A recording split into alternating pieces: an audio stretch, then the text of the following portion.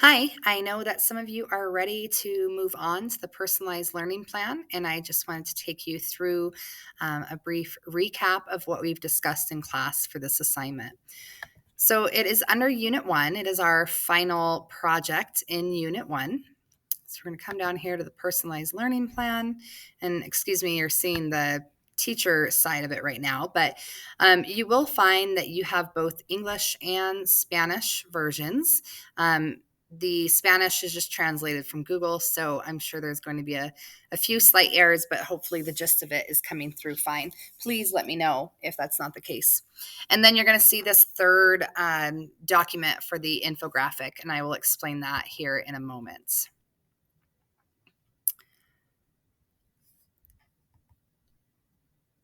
Okay, so I have created a checklist for success. Essentially, if you have each of these things that's on this checklist, you are not receiving less than a 3 on this project. The way that you push forward to a 3.5 or a 4, it all has to do with your depth of knowledge that you're demonstrating here. So, if you're giving me a lot of detail and you're really showing me that, yes, you absolutely can see, and I can tell from this letter, um, how all of these assessments and how all this information would be applied in the classroom setting, then that's where you're going to start seeing some 3.5s and some 4s. So this is for me where it says missing. You don't have to do anything with that. Basically, you are going to submit your letter on this exact same document.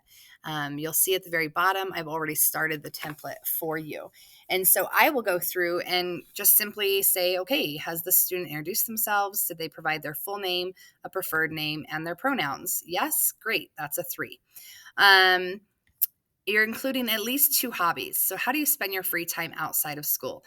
I do not want you to talk about jobs or extracurricular activities like sports, clubs, anything like that. There's a separate section for that. So, I'm talking more like when I have downtime, when I'm done with work, when I'm done with school or sports, this is what I like to do. I love to read, or I like to lift weights. If I have free time, me personally, I'm going to be in my reading chair or at the gym. So just let the teacher know, how do you like to spend your free time? Include your post-secondary plans. So meaning, are you intending after high school? Do you intend to pursue college, or are you planning on pursuing going straight into the workforce? They're both wonderful answers. It's not like one is a better answer than the other. It's just how I might advise a student who I know is going to college might be different than the student who's going into the workforce. For example, to graduate high school, you only need 3 credits of math. However, if you're planning on going to college and you don't take that 4th year of math at the high school level, you'll have to take it at the college level.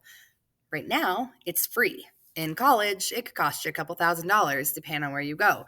So things like that. I'm not going to push a student to take on certain classes if I know that they're not even planning on going that direction. Or if I know that a student really wants to be a pediatric nurse, that student, I would tell them, regardless of whether they're going to college or they're going into the workforce, like I would tell them, hey, you probably want to pick up child development so that you can learn a little bit more about working with children. Um, so that takes us into career interests as well. When I know what a student's career interest or interests is, I can counsel them better. I can also try to tie the curriculum and the lessons into those interests to help that student feel more motivated. So you need to put at least one, but if you have a couple, or you're like, I don't really know, I'm kind of thinking about this or that, go ahead and put as much or as little information there as possible, as long as you have at least one. Okay, so these next 2 is where you're talking about extracurriculars and jobs. So I need to know what and how many hours per week.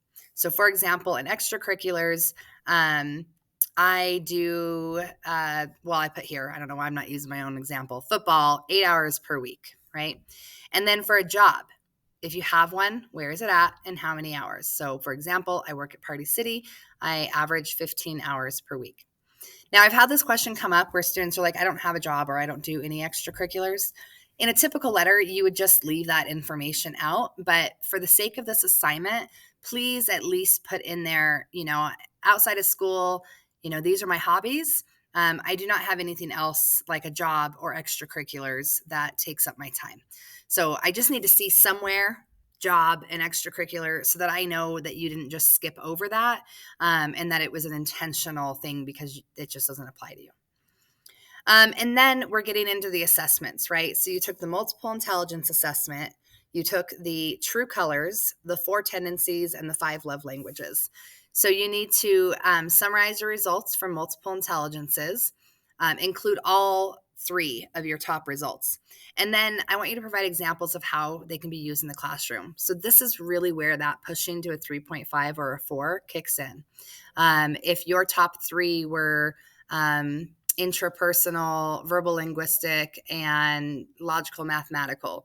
And you can tell me very clearly how each of those intelligences would be represented in a classroom environment, in a lecture, in a learning activity, whatever, then that's where I'm going to feel warranted to give you a 3.5 or a 4. Summarize your results from True Colors assessment. This one, you don't have to tell me how it be used in the classroom, but I do want to know that you understand your color. So as far as depth and detail on that one, for the 3.5 or the 4. Next, you're going to summarize the results from your 4 tendencies assessment. And then I do want you to provide an example of how teachers should then approach you when setting expectations. For example, if you're a questioner, right, there's something very specific that questioners want to be able to meet expectations. So what would that thing be? Summarize the results of love languages. And again, explain how that might be used in the classroom to make students or to make you feel like a valued individual in the class. More examples, the better, right? You only have to provide your top results, but again, pushing to a 3.5 or a 4. I know the love languages assessment gave you the percentages of all 5. So you could certainly dig deep and explain how each of them would be represented in the classroom. Identify 3 areas of growth based on the results of your 4 assessments. So for each assessment, I asked you to pick something you'd like to improve upon. For instance, of the 8 intelligences, if I take away my top 3 that are strengths, I want to look at those remaining 5 and ask myself, which one do I want to focus on most? If I don't feel like I'm very strong in math, but math is a big part of school, right? Maybe that's what I want to work on. So when I'm talking about 3 or more areas of growth based on your results, that's what I'm asking. Based on multiple intelligences, what do you want to work on? Based on, what you found out about your color, what is something you might want to work on? Based on your tendency, right? If you found out you're a rebel, what do you want to work on? And, again, detail, explain why, how it might help you, things like that. That's how you're going to push above a 3. Accommodations and scaffolds. This is what we were talking about when we went over the notes on IEPs and 504s. So even if you don't have an IEP or a 504, or perhaps you're a gifted student and you don't have any learning difficulties, you still have needs. You still have supports that you want in a classroom. So what would those be, right? Remember, accommodations is just how am I adjusting what a student is learning or how a student is learning something, right? The what is the same, but how they learn it might be different. And scaffolds, they're just educational supports, right? So what is it that you're like, man, I really wish teachers would give me this, this, or this? You're going to, so once you've done all that, you are essentially done with your letter. You just want to make sure you're closing out with an appropriate closure, your name. And then you're also going to include an infographic that includes your picture in the center, and then the results of all 4 of your assessments in a pie chart format. And you'll see I've already created an example for mine right below this checklist. And then that is that other document in the assignment that says the template. You'll see here that when you're ready, I've given you very clear step-by-step instructions for how to download that Google slide into a JPEG picture so that you can upload it into this document like I did down here, right? So here's mine. I included my top 3 intelligences, my color, my tendency, and my love language. And then I uploaded a picture of myself in the center, okay? The last two things are really just about formatting, spelling, grammar. I want you to submit your letter before you submit it to me. You are going to submit it to